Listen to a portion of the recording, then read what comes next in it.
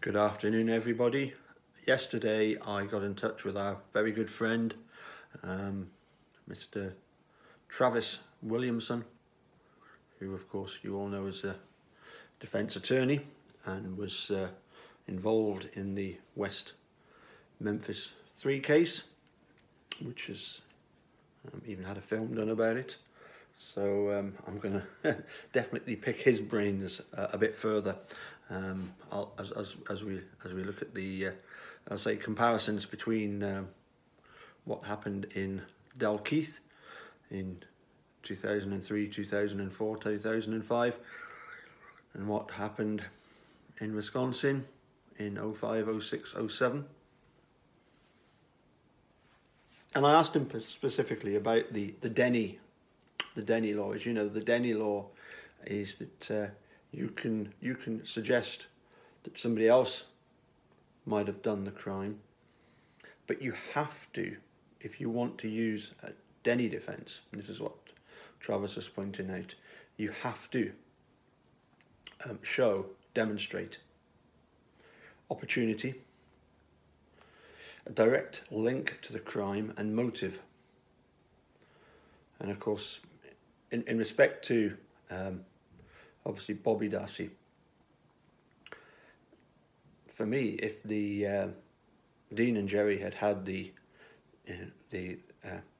report, the Veely report on CD, and known that basically that Bobby had searched for and looked at particularly gruesome images, then I think that would provide a motive, but also a direct link to the crime, because there was even pictures of Teresa Halbach on the computer, and certainly had the opportunity. He did point out, of course, that, and we hear Jerry complaining about the fact that we feel the evidence points towards others, but the judge has really tied our hands on this one. Well, in fairness, it's not Judge Willis that's really tied their hands.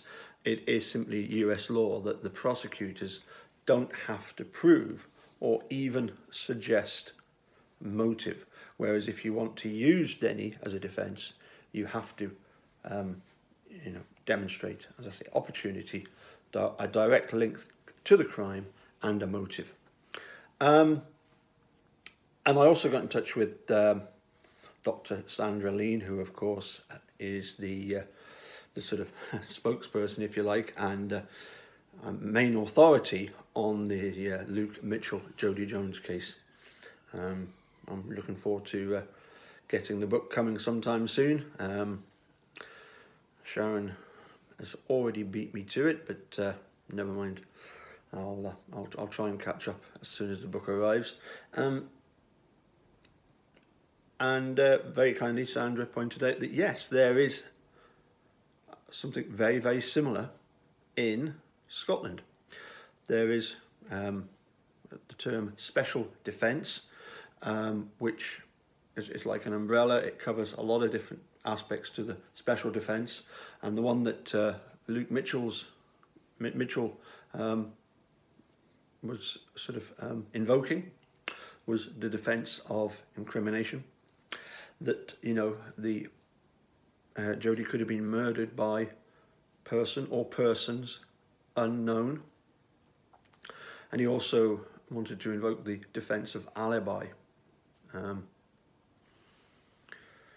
because he was supposedly identified by an eyewitness as being near the entrance to this path.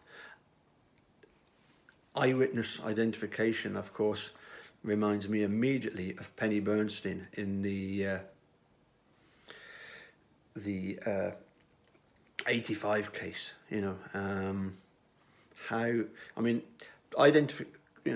Eyewitness identification for me works if you know that person and you've seen them there. Then you've identified that person. But to have to try and recall a memory of somebody. Given, for example, the amount of media coverage on this, given the fact that they were definitely trying, it was very much a press-driven investigation into into Luke.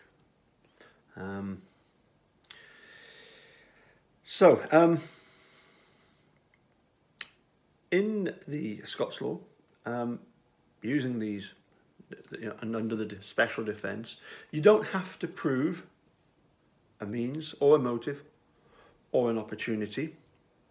And very similar to the US, in Scots law, the prosecution doesn't have to prove a motive.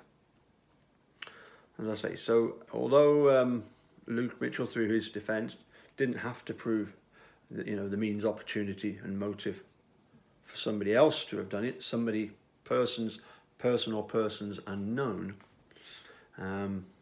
they don't have to prove motive or even suggest it against Luke. And the whole purpose of the defence of incrimination is simply to show that the evidence does not exclude others. And that's obviously where, the similarities between Scots law and Denny law, that's where, we're sort of looking at this angle of things. And unfortunately for Luke, the court refused this, trying to use this defence. Somewhat bewilderingly, they came up with the decision that the evidence against Luke was stronger than any potential evidence against others. So I'm finding this quite fascinating, the similarities between the two cases. I suppose, if of course, somebody's murdered, somebody's been found guilty of it. Of course, there's going to be similarities. The similarity between the Denny law and the special defence is quite interesting. Certainly over there in Wisconsin, I do have a certain sympathy for Dean and Jerry. The fact that, in order to invoke a Denny defence, you have to prove the motive. When the state doesn't have to prove motive against Steve. That's seeming a bit of an imbalance there. Maybe like so many laws that have been developed, maybe and evolved, maybe there was a case in the past when it was seen that, unless we have this Denny law that establish that you have to show means, motive and opportunity, it's going to cause too many cases to collapse. But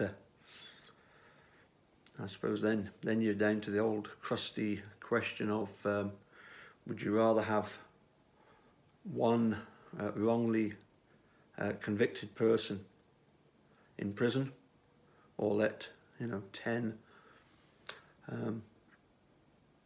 perpetrators of a crime running free?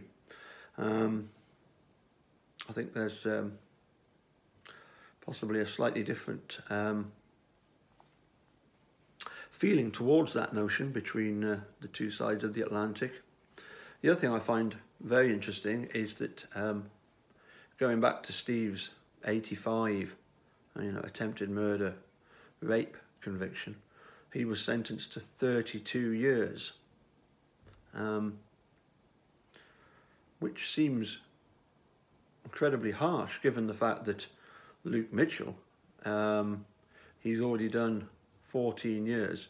In another 6 years, he could just say, "Oh yeah, I'm really sorry, I did it," and he's done his 20 years.